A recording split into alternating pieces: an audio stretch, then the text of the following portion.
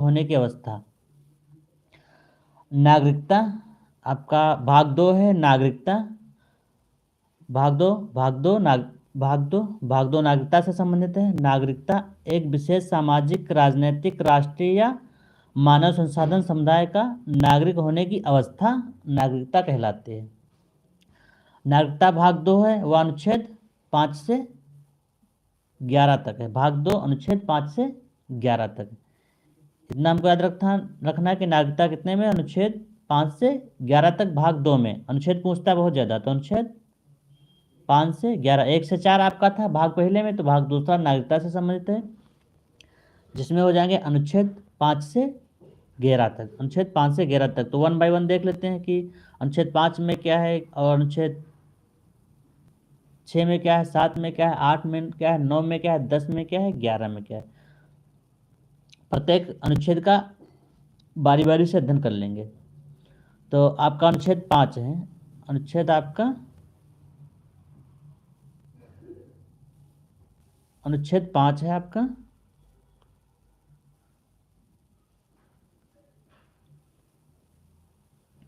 ठीक है, अनुच्छेद 5 आपका है संविधान के प्रारंभ पर नागरिकता। अनुच्छेद 5 क्या है, संविधान के प्रारंभ पर नागरिकता। संविधान के प्रारंभ पर नागरिकता, संविधान के प्रारंभ पर नागरिकता है अनुच्छेद 5 में। अनुच्छेद 5 संविधान के प्रारंभ पर नागरिकता। ठीक है, अनुच्छेद 5 कहता है संविधान के प्रारंभ पर नागरिकता। जब संविधान हमारा प्रारंभ हुआ था 26 जनवरी 1950 को, ठीक है, तो उस समय नागरिकता के क्या क्या प्रावधान थे, नागरिकता के प्रावधान क्या क्या थे उस समय जब हमारा संविधान प्रारंभ हुआ था, क्या थे। यदि कोई व्यक्ति भारत में जन्मा हो वह भारत का नागरिक होगा। जब हमारा संविधान लागू हुआ था तो उसमें अनुच्छेद 5 में कहा गया था कि यदि कोई भारतीय व्यक्ति या कोई व्यक्ति भारत में जन्मा है तो वह भारत का नागरिक माना जाएगा। पहली कंडीशन ये थी। अब हमारा संविधान लागू हुआ तो हम नागरिक किसको मानेंगे ना, नागरिकता के लिए कोई ना कोई क्राइटेरिया तो निश्चित की जाएगी कि हम इस क्राइटेरिया में आओगे तभी तो भारत के नागरिक बनोगे। तो अनुच्छेद 5 प्रारंभ में, संविधान के प्रारंभ में नागरिकता बताया गया है। अनुच्छेद 5.1 में यदि कोई व्यक्ति भारत में जन्मा हो तो वह भारत का नागरिक होगा। पहली कंडीशन ये थी। दूसरी कंडीशन क्या थी, यदि उसके माता पिता भारत में जन्मे हों। सपोज करो किसी व्यक्ति का भारत में जन्म नहीं हुआ है मगर उसके माता पिता का जन्म भारत में हुआ है तो भी वह भारत का नागरिक समझा जाएगा और माना जाएगा। तभी वह भारत का नागरिक समझा जाएगा, तभी वह भारत का नागरिक समझा जाएगा। दूसरी कंडीशन क्या है, यदि उसके माता पिता भारत में जन्मे हो। तीसरी कंडीशन क्या है, उसके माता पिता में से कोई भारत में जन्मा हो।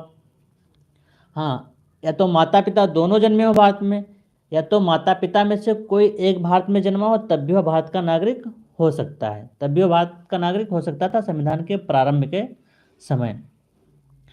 अगली कंडीशन क्या है, यदि कोई व्यक्ति संविधान लागू होने के पूर्व भारत में 5 वर्षों तक निवास किया हो।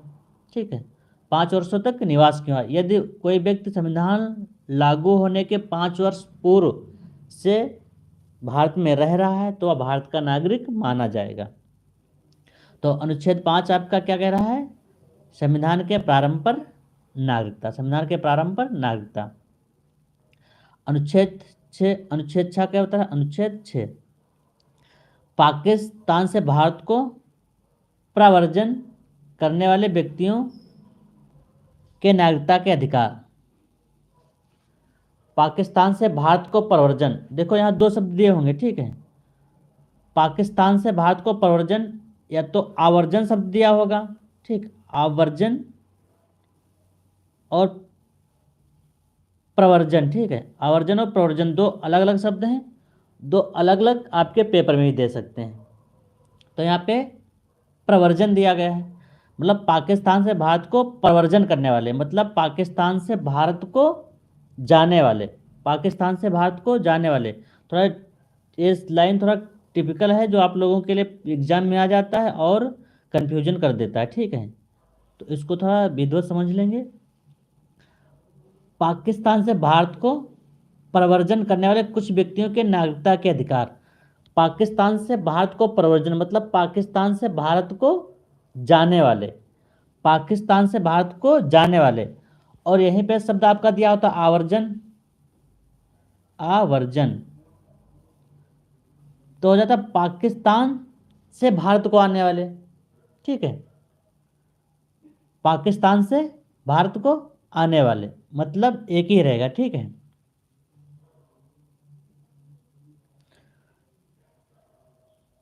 आवर्जन प्रवर्जन में संबंध में ना समझ में आए तो एक बार बता देते हैं। आवर्जन का मतलब होता है आना, आवर्जन का मतलब होता है आना, आवर्जन मतलब आना, आवर्जन आना, और प्रवर्जन, प्रवर्जन का मतलब हो जाता है जाना। ठीक, आवर्जन आना, प्रवर्जन जाना, आवर्जन आना, प्रवर्जन जाना, इतना याद रखना है। ठीक है, इसमें कंफ्यूजन नहीं होना चाहिए। ठीक है, वह लोग जो 19 जुलाई 1948 तक या उससे पहले भारत में आए हों वह भारत के नागरिक माने जाएंगे। यदि कोई व्यक्ति 19 जुलाई 1948 या उससे पहले भारत में आया था तो वह भारत का नागरिक माना जाएगा। दूसरी कंडीशन क्या थी? वह लोग जो 19 जुलाई 1948 के बाद भारत में आए उन्हें भारतीय नागरिक के लिए आवेदन देना होगा। यदि उसके बाद आए हैं तो वो अपना आवेदन दें, तब भी वो भारत के नागरिक बन सकते हैं। अगला अनुच्छेद आपका 7 है, अनुच्छेद 7। अनुच्छेद 7 भारत को पाकिस्तान को प्रव्रजन करने वाले कुछ व्यक्तियों के नागरिकता के अधिकार। इसमें पाकिस्तान को प्रावर्जन करने वाले मतलब पाकिस्तान को जाने वाले, पहले क्या था पाकिस्तान से आने वाले, अब क्या है पाकिस्तान को जाने वाले। पाकिस्तान को जाने वालों को नागरिकता का अधिकार नहीं मिलेगा, पाकिस्तान को जाने वालों को नागरिकता का अधिकार नहीं मिलेगा। उसमें शर्त ये रखी गई थी कि कोई व्यक्ति 1 मार्च 1947 को जो लोग पाकिस्तान को चले गए वह भारत के नागरिक नहीं होंगे, किंतु यदि वह 19 जुलाई 1948 से पूर्व भारत वापस आ गए तो वह भारत के नागरिक होंगे। इसमें कहा गया कि अनुच्छेद 7 में जो लोग पाकिस्तान को चले गए उनके नागरिकता के अधिकार, तो पाकिस्तान को चले गए उनको नागरिकता के अधिकार नहीं है। हाँ, 1 मार्च 1947 से जो लोग पाकिस्तान को चले गए यदि वह 19 जुलाई 1948 या इससे पूर्व वापस आ गए तो वह भारत के नागरिक समझे जाएंगे और भारत के नागरिक माने जाएंगे। अगला आपका है अनुच्छेद 9। अनुच्छेद 9 विदेशी राज्य की नागरिकता स्वेच्छा से अर्जित करने पर या करने वाले व्यक्तियों का भारत का नागरिक ना होना। विदेशी राज्य की नागरिकता स्वेच्छा से अर्जित करने वाले व्यक्तियों को भारत का नागरिक नहीं होना। यदि कोई व्यक्ति विदेश की नागरिकता स्वीकार कर लेता है, सपोज करो कोई व्यक्ति अमेरिका की नागरिकता स्वीकार कर ले, ब्रिटेन की नागरिकता स्वीकार कर ले, ऑस्ट्रेलिया की नागरिकता स्वीकार करे, पाकिस्तान की नागरिकता स्वीकार कर ले, तो उसके ऊपर पता नहीं मुकदमे भी लग जाएंगे, क्योंकि हो सकता है कौन सी चाल चलने जा रहा हो। ठीक है, तो बात है जब कोई व्यक्ति किसी दूसरे देश की नागरिकता स्वीकार कर लेता है तो उसके भारत की नागरिकता रद्द कर दी जाएगी, भारत की नागरिकता रद्द कर दी जाएगी। अगला आपका है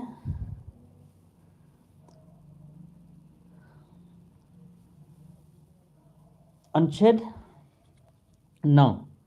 अनुच्छेद 9 विदेशी राज्य की नागरिकता स्वेच्छा से अर्जित करने पर व्यक्तियों का भारतीय नागरिक ना होना, वही हो जाएगा आपका। ठीक है, मतलब विदेशी राज्य की नागरिकता अगर जो आपने स्वेच्छा से अर्जित कर दी तो भारत के नागरिक नहीं होंगे। अनुच्छेद आपका 8 मिस हो गया था। ठीक, अनुच्छेद 8 भारत के बाहर रहने वाले भारतीयों के उद्भव के व्यक्तियों की नागरिकता के अधिकार। जो नहीं प्रवासी भारतीय होते हैं, प्रवासी भारतीय वो भारत के बाहर रह रहे होते हैं मगर वास्तव में भारत के नागरिक होते हैं, तो उनको भारतीय नागरिकता प्रदान की जाती है। भारत के बाहर रहने के बावजूद भी वो भारत के नागरिक होते हैं।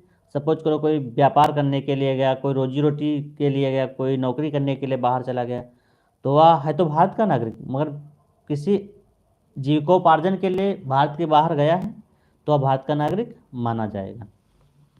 ठीक है। और अनुच्छेद 9 में तो आपको बता दिया गया कि अगर कोई विदेशी राज्य की, राज्य मतलब देश होता है, राज्य का मतलब यहाँ से देश से आप लोग समझिएगा, कोई विदेशी राज्य की नागरिकता स्वीकार कर लेता है तो वह भारत की नागरिकता स्वतः खो देता है। ठीक, भारत की नागरिकता उसकी समाप्त हो जाती है। यदि कोई व्यक्ति दूसरे देश की नागरिकता ग्रहण कर ले तो उसके भारतीय नागरिकता स्वतः समाप्त हो जाएगी। एक ही चीज़ है, ठीक है, चाहे वो दूसरे देश की स्वेच्छा से कर ले या वहाँ के अपना प्रार्थना पत्र वगैरह देकर जैसे भी नागरिकता दूसरे देश की स्वीकार करेगा, भारत की नागरिकता स्वतः समाप्त हो जाएगी। अगला आपका है अनुच्छेद 10, नागरिकता के अधिकारों का बना रहना। अनुच्छेद 10 ये कहता है कि नागरिकता के अधिकारों का बना रहना। नागरिकता जब तक हमारी समाप्त नहीं होगी, जब तक हम कोई ऐसा कृत्य करेंगे जो देश के खिलाफ हो या सामान्य जन के खिलाफ हो या किसी समुदाय विशेष के खिलाफ हो, तब तक हमारी नागरिकता बनी रहेगी। या तो संसद को ऐसा नियम पारित कर दे कि हमारी नागरिकता रद्द हो जाएगी, तब तो नागरिकता रद्द हो जाएगी, वरना हमारे नागरिकता का अधिकार बना रहेगा। हमारे नागरिकता के अधिकार का कोई हनन नहीं कर सकता, ना तो हमारे नागरिकता के अधिकार को हमसे छीन सकता है। अनुच्छेद 11 में, अनुच्छेद 11, संसद द्वारा नागरिकता के अधिकार का विधि द्वारा विनिमय किया जाना। विनिमय का मतलब आप लोगों को पता होगा, ठीक है, विनिमय का मतलब पता होगा। विनिमय, विनिमय इकोनॉमिक्स का शब्द है, ठीक है, इकोनॉमिक्स पढ़ेंगे तो हम बता देंगे। विनिमय का मतलब होता है आदान प्रदान, ठीक है, विनिमय का मतलब होता है आदान प्रदान, मतलब हम किसी से कुछ चीज़ लें और उसके बदले में उसको कुछ दे दें। जैसे वस्तु विनिमय होता है, जैसे हम किसी देश से पेट्रोल लिए और अपने देश से हम गेहूँ दे दिए उनको, तो वस्तु विनिमय हो गया, मतलब आदान प्रदान होता है। विनिमय का मतलब आदान प्रदान। अनुच्छेद 11 यही कहता है कि संसद द्वारा नागरिकता के अधिकार का विधि द्वारा विनिमय किया जाना। आपका 100वां संविधान संशोधन हुआ था, उसमें बांग्लादेश के कुछ हिस्से भारत को मिल गए थे और भारत के कुछ हिस्से बांग्लादेश को चले गए थे, ठीक है, 100वां, ठीक है, कुछ हिस्से जो भारत के बांग्लादेश में चले गए थे और बांग्लादेश के भारत में चले आए। तो जब वो हिस्सों का आदान प्रदान हुआ तो जो भारत के नागरिक थे हिस्सा बांग्लादेश में चला जाएगा, तब वह बांग्लादेशी नागरिक हो गए, और जो बांग्लादेश का हिस्सा था वह भारत में आ गया तो वह भारतीय नागरिक समझे जाएंगे। ठीक है, तो संसद द्वारा नागरिकता के अधिकार जो है विनिमय कर सकती है। विनिमय का मतलब ये होगा कि हिस्सा दूसरे देश में चला जाएगा, दूसरे देश का हिस्सा अपने में चला आएगा। अब नागरिकता की समाप्ति कैसे हो सकती है, नागरिकता की समाप्ति पूछ लेते हैं। तो स्वेच्छा से त्याग दो आराम से, नागरिकता समाप्त। बर्खास्तगी द्वारा कुछ ऐसे कृत्य करेंगे जो देश द्रोही या देश विरोधी होंगे तो उनके चलते नागरिकता समाप्ति कर दी जाती है। ठीक है, और वंचित करने पर बस प्रक्रिया, वंचित भी ऐसे ही करेंगे। कुछ अगर ऐसे काम करेंगे जो देश या समाज के हित में नहीं होंगे, अहित में होंगे, तो उनको नागरिकता के अधिकार से वंचित कर दिया जाएगा। ठीक है साथियों, आज की क्लास में इतना ही। नेक्स्ट क्लास हमारी मंडे से होगी, टाइमिंग जैसे होती है वैसे विधिवत क्लास होगी और उसका टाइम का विशेष ध्यान रखा जाएगा और समय से होगी और विधिवत क्लास चलेगी। ठीक है, आज के लिए क्लास में इतना ही। Okay, thank you.